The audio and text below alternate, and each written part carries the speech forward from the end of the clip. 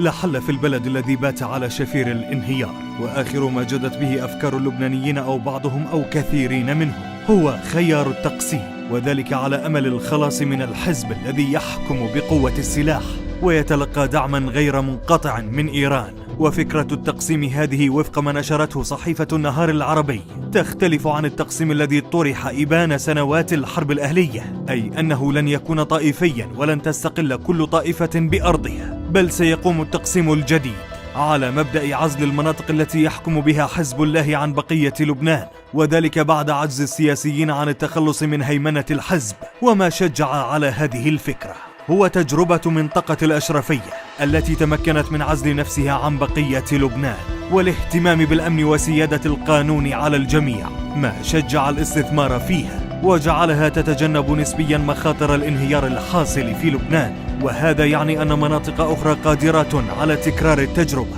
خاصة تلك التي في الشمال وتعاني ويلات الانهيار كمدينة طرابلس البعيدة نسبيا عن هيمنة حزب الله العسكرية. ورغم أن الأمر ما يزال مجرد فكرة مطروحة للنقاش، إلا أن لها مؤيديها وفي المقابل لها معارضوها الذين يرون أن حزب الله أكبر المستفيدين من انهيار البلاد لن يسمح بحصول ذلك. فأن يكون لبنان قويا فذلك يعني ضعف نفوذ إيران، والعكس صحيح، أي أن لبنان إذا كان ضعيفا فهذا يعني المزيد من القوة لحزب إيران.